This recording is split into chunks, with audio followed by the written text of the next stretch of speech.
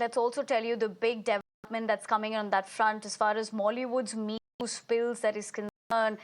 Given the kind of situation, echoes heard in Telugu industry as well.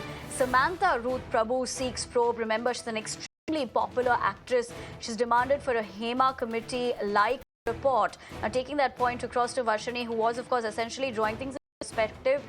We saw that first with what happened with the Hema committee report in the Malayalam film industry. Concurrently, we saw that demand in the Tamil movie industry, and now we're looking at very similar demands being asked for, especially by an actress like Samantha Ruth Prabhu Varshini, which also, in a way, adds more weightage to this entire manner in which this is panned out, and more importantly, somewhere down the line, probably high time.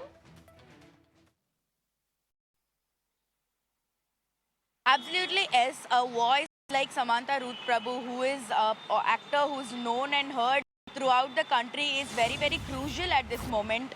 Who are for the women who are fighting her, because when she is, standing up for them, it gives a very confident. It instills a lot of confidence in the women who are fighting here in the Malayalam film industry, as well as the Tamil and Telugu and Bollywood as well.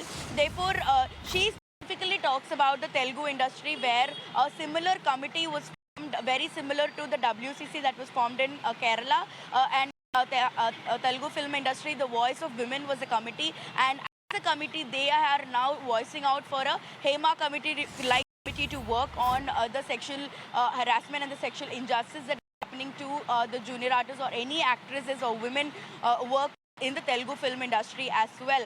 Therefore, we can only see that this movement that is currently ongoing in Kerala is definitely spreading throughout the other parts of the country, particularly like wildfire in the southern part of the country, and one can hope that it will also move towards the rest of the country.